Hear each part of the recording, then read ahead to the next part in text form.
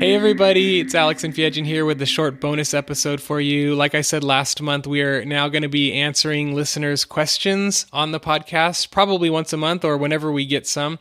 So today I have a question from Brian Johnson, and I have my good friend Justin Bell here to help me answer the question. Justin, thanks for being here. Thanks for having me, Alex. All right, Brian, I'm going to read this question for our listeners, and then Justin and I are going to give it our best shot. Oh, and by the way, for the listeners, if you have a question that you want to send to us, you can do that. Just email me, alex@worshipleadertraining.com, or you can even call and leave a voicemail. The number is 831-607-WLT1. 831-607-WLT1. Okay, here's the question from Brian Johnson. I am 20 years old and I am about to take over a youth worship ministry of about 50 to 60 kids, and we have a full band minus a bass player. This will be my first worship leader role, and I'm kind of nervous because I have never led a band before. Now, my question for you is simple. How do I lead youth well? How do I lead youth well? I know it's just youth, but I still want to treat it with excellence because my worship life was changed when I was in youth worship. Any advice for me? All right, Brian, this is such a great question. I'm going to answer first, and then Justin's going to answer, and then we're going to kind of see if there are any thoughts that we left out. But first of all, man, this is so exciting. I'm so excited for you to have your first worship leader role. And I just want to encourage you, God entrusted you with this role because He has found that you are ready to the point that you need to be to take this role on, and that you're going to do a great job, and He wouldn't have put you in this role if you were the wrong guy. So just take heart in knowing that. And secondly, I want to say you are right to want to do this with excellence because truly youth worship band is so important, and so many worship leaders, including myself, got their start in youth ministry worship teams. And so it's exciting that you want to do this with excellence. So those are the two quick little thoughts that I had up front.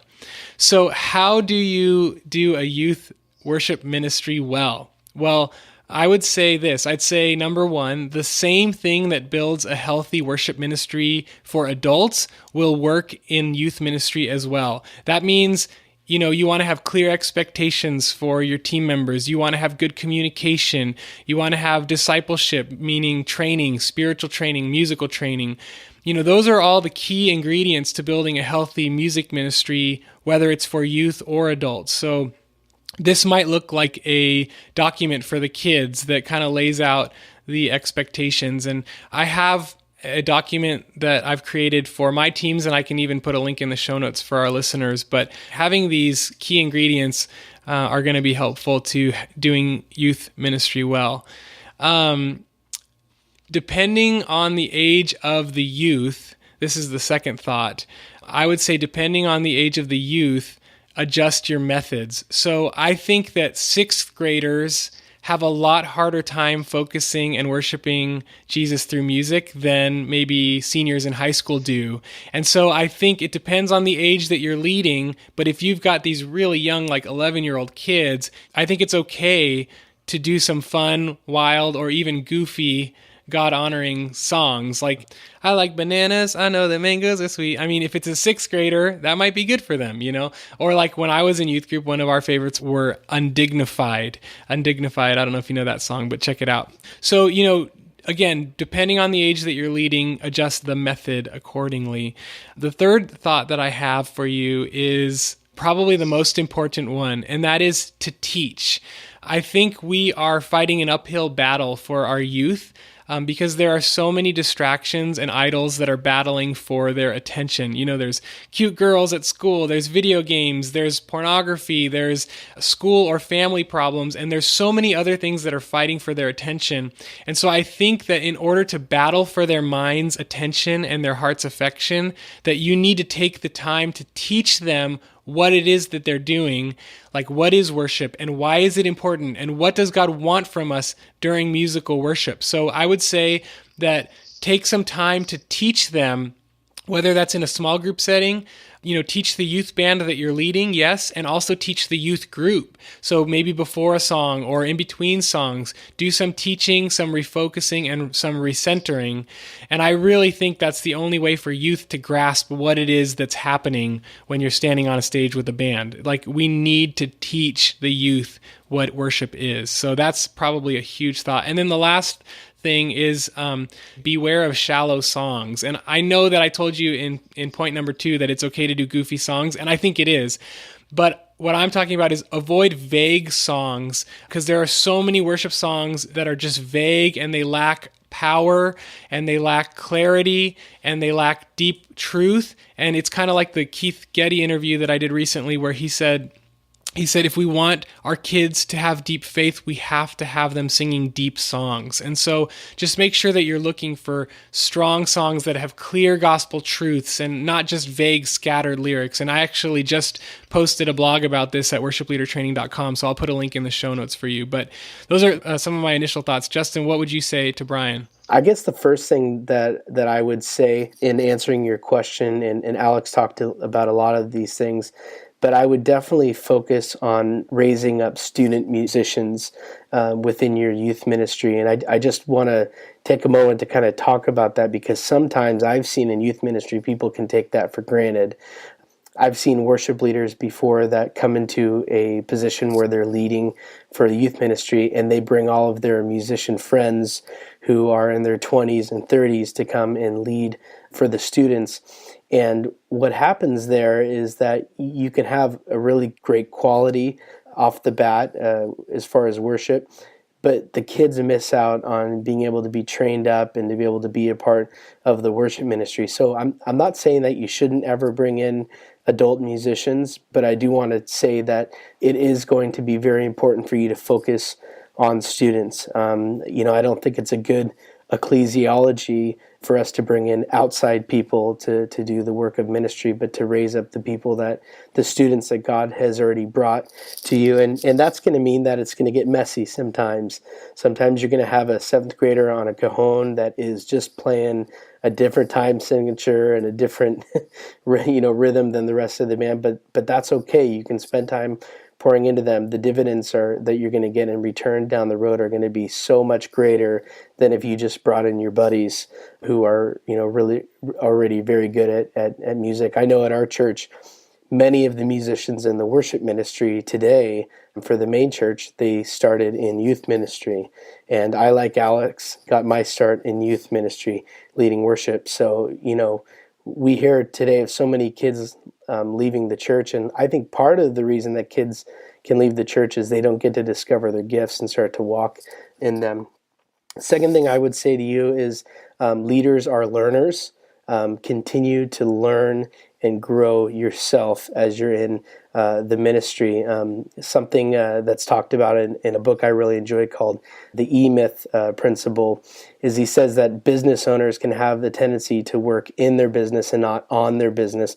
And the same is true with leaders or ministers. It's very easy to get busy working in our ministries that we can forget to work on our ministries or to work on ourselves. So take the time to get somebody who can maybe be a worship mentor to you and pour into you and teach you what it means to oversee a worship ministry. Spend time reading books, go to conferences, listen to great podcasts like the Worship Leader Training Podcast, so that you can continue to grow. Leaders are learners. Third, I would say, and Alex touched on this a little bit, but contextualize. I think we've all seen worship leaders that think that they are the Jesus Culture cover band, and I think it's important for you to contextualize worship within the ministry that you're overseeing. I would oftentimes, when I was leading for youth, I would just stop playing in the middle of worship and I would just take some time to educate the students, because a lot of them aren't believers yet, or they're very new believers, and they need you as a worship leader to teach them what worship is. Finally, I would just say that it's so important as you're embarking on this new ministry journey to stay connected to Jesus. one of the things that I've discovered being in vocational ministry for over 12 years is that it's really easy to confuse working for Jesus with being with Jesus. And it's so important being in ministry that we stay connected with Christ. Putting together your set list, you leading worship, that's working for Jesus.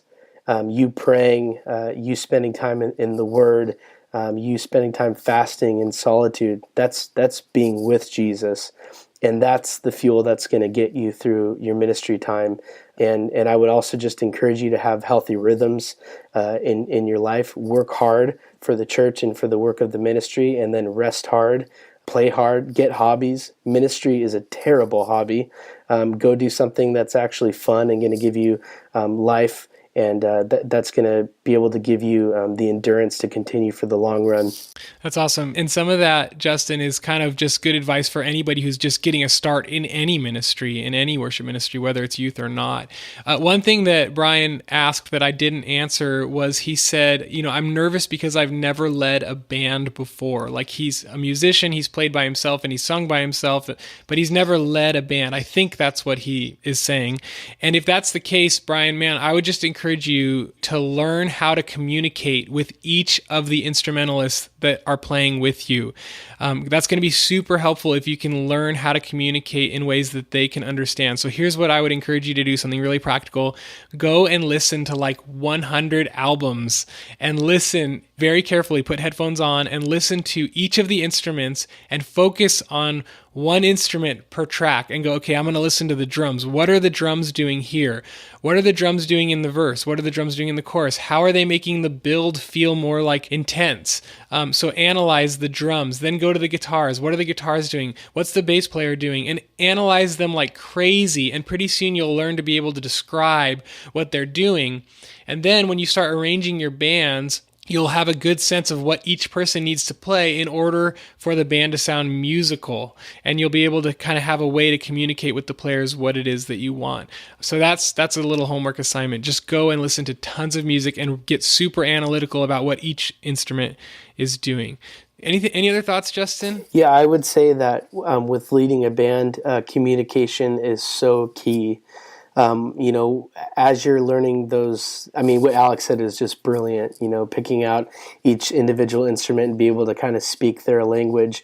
And once you can speak their language, you want to be very clear with them what you're expecting. And I think it's really important just to be really, honest and speak the truth in love with the band as you're leading.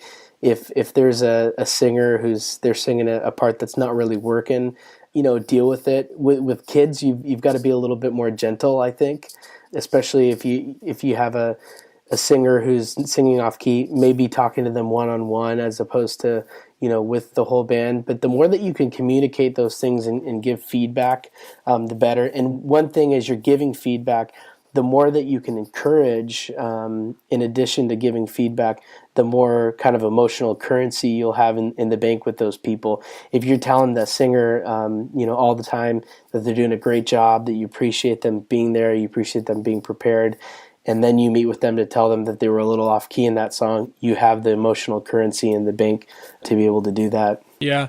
And the other thing that I was thinking too, using the musicians that you have, using the youth that you have, like truly look at this as a training environment. Like you are training future worshipers and future worship leaders. And that means you might pick one or two kids who have a lot of potential and meet with them before youth band and like, hey, let's practice some guitar stuff. And man, those relationships that you'll establish with those one or two or three young people will affect them far into the future. And who knows, they might be, the next Chris Tomlin. So just invest, like Justin said, invest in the youth, love the youth, encourage them, keep pointing them to Jesus, and you're going to be a super successful worship leader. Yeah, I think I would also add, one thing that one of my old youth pastors used to tell me is it's a lot easier to put somebody on the worship team than it is to take them off of the worship team. So there's nothing wrong with if you're just kind of getting that funny feeling inside that, man, I just don't think the student's ready spiritually or musically, or maybe both. There's nothing wrong with just telling them, hey, let's defer this 3 months. I want you to get lessons. I want you to get a mentor, whatever it may be. It's better for you to do that work up front rather than you having to have a hard conversation down the road. Yeah. Awesome. Well, Brian, I hope that helps. And again, for the rest of our listeners, if you have a question you want to submit, go ahead and email me, alex@worshipleadertraining.com, or you can call and leave a voicemail, 831-607-WLT1. Justin, thanks so much for being here. And guys, I will see you on the first of the month with our next real episode. In the meantime, God bless and have fun leading your teams. Bye.